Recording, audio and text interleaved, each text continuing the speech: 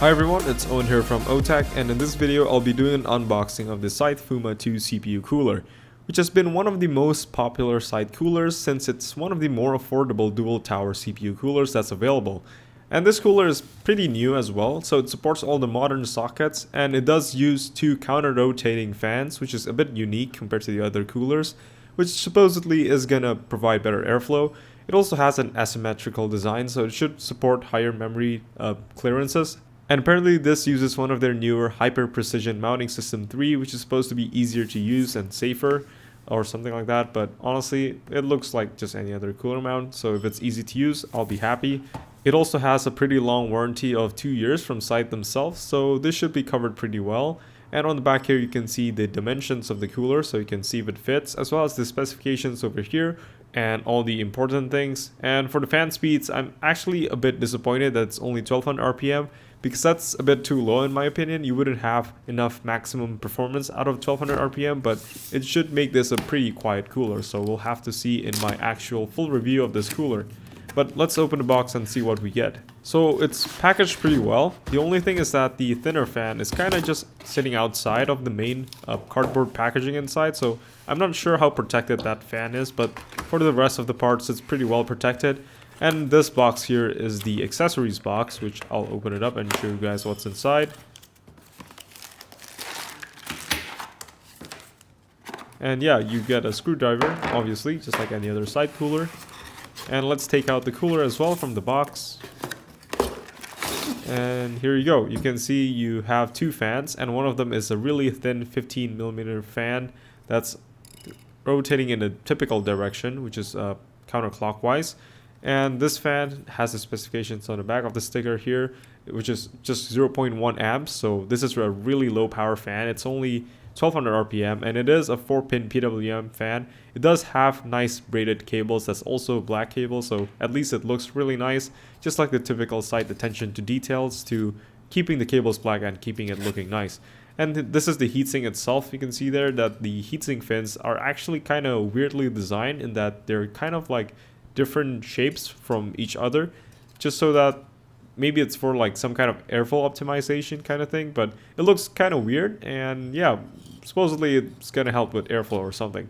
But yeah, the fan itself is on the middle as well, the second fan, and on the bottom here you can see the nickel plated bottom plate, which is pretty smooth looking, and it does have 6 heat pipes that goes throughout the heatsink.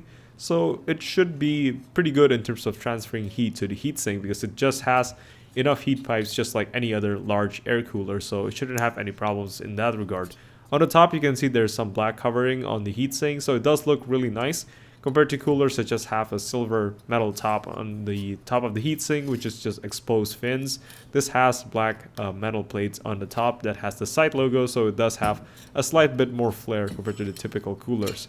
Now for the fan itself, on the second fan, which is on the middle of the heatsink, it's actually kind of difficult to take out because it's really tight in there, especially with the cardboard that they put there. Supposedly, I guess, to prevent the heatsink fins from bending, but it makes it really tight, so I would think it helps it bend the fins even more, but honestly, it's not a big deal, but it's just a bit annoying to take out. Now you can see this fan spins the other direction compared to most fans, in which this spins the clockwise direction, which is supposedly going to help the static pressure and airflow of the fans being different rotating directions, which do make sense, but honestly I don't think it'll make much of a difference through an actual heatsink unless you put it like right in front of each other like this. Now for the fans itself, one of them, like I said, is a thin fan, and one of them is a thicker fan, as you can see here. So I'm guessing the thicker fan will actually blow more air than the thin fan, but they both spin at 1200 RPM. And you do get this Y splitter cable for a 4-pin PWM fan connector, so you can connect the fan connectors both to one single fan header from your motherboard to control it, so it shouldn't be a hassle to find headers for the fans.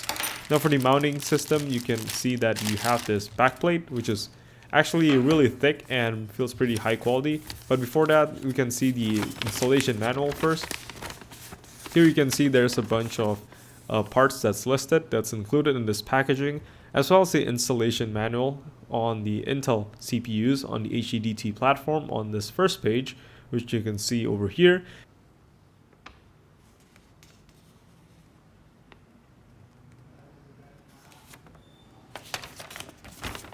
And here on the second page, you can see the mainstream desktop platforms from the Intel and AMD camp and how to install them, which is pretty simple. For the Intel, you need the backplate. For AMD, you're going to use the included backplate, it seems like. And the instructions are pretty clear, so I'm pretty satisfied with that. Now for the other accessories, you get this backplate that I've been talking about. It is a really thick metal piece, so it feels really high quality and you shouldn't have any issues with it. So I would think that this is a pretty good quality component of the heatsink. Although the only issue I have with this is the really weird mechanism to putting the screws into the backplate, which uses these plastic clips to keep it in place, which is a bit annoying, but it's not really a big deal. And you also get this cross brace that you tie down the heatsink to, that you screw them down to the plate that you're gonna screw through the motherboard. And you also get the screws that you're gonna use to screw down the backplate, and as well as the cross brace, which is pretty typical of a typical tower cooler installation. And you also have these thumb screws that has holes through them so that you can put a screw through it to install the cross brace. Just pretty typical stuff.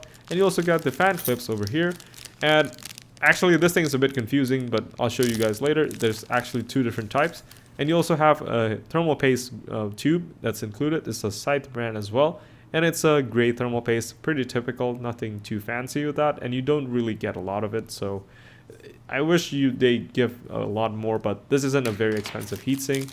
And you also get a screwdriver, which is already really nice. And again, I really like the screwdriver that Scythe includes in their cooler. It's always been one of the best qualities, with a big handle and as well as a long reach, which is actually way nicer than even the ones Noctua includes, which is just a simple screwdriver with a bent 90-degree piece on the end.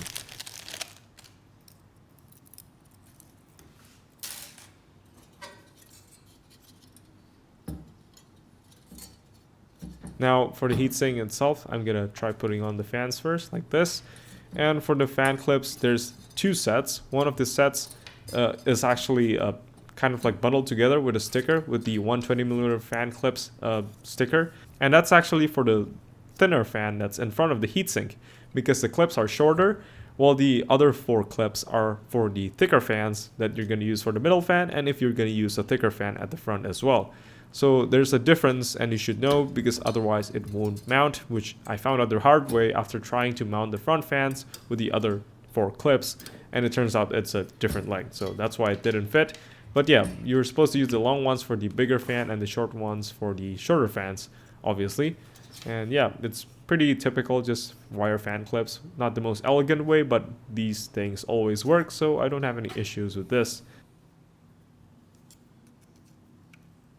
It's just kind of a tight squeeze for the middle fan, and just be careful not to bend any of the fins, because it is pretty tight and the fan and the clips are actually touching some of the fins, so just be careful with that. Then you can just pull back the clips and clip it onto the heatsink.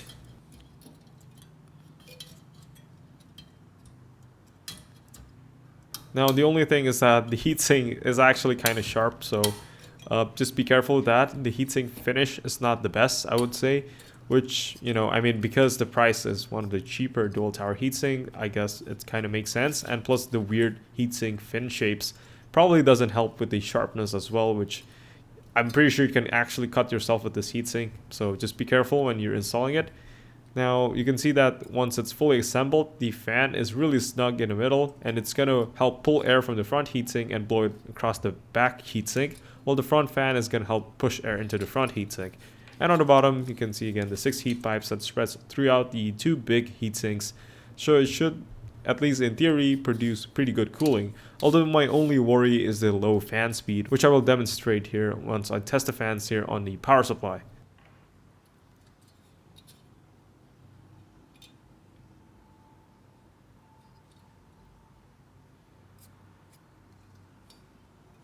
Okay, so I'm just gonna go get the power supply and plug in the fans to show you guys how they sound and what kind of airflow I think these produce, which is actually not that much, and I think it's one of the issues with this cooler. Okay, now both of the fans are on now, and as you can hear, there's really not much noise at all, just a very small air noise, like a very small amount of air noise. It's not a lot at all. It's a super quiet heatsink, so if you're into the silence kind of PC builds, this might be a good choice, but Honestly, I think the fans are a bit too slow because you can always slow down fans through the PWM on the motherboard, so I would have preferred a faster spinning fan that I could just turn down when I need to, and that I can actually turn it up when I do need to when I overclock, because at these low fan speeds, it's really barely blowing any air. Like, I can't feel a lot of air coming out the back.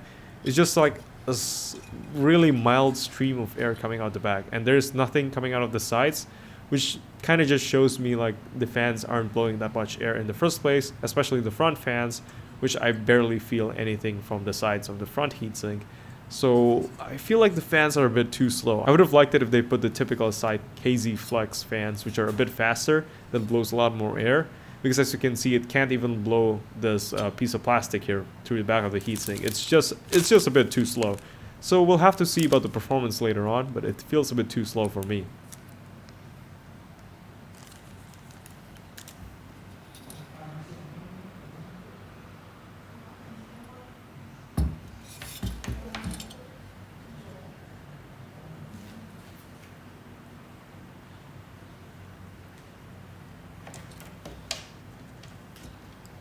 And yeah, there you can see the fans are spinning in the opposite directions, just like they advertise, which is supposed to help with airflow and static pressure.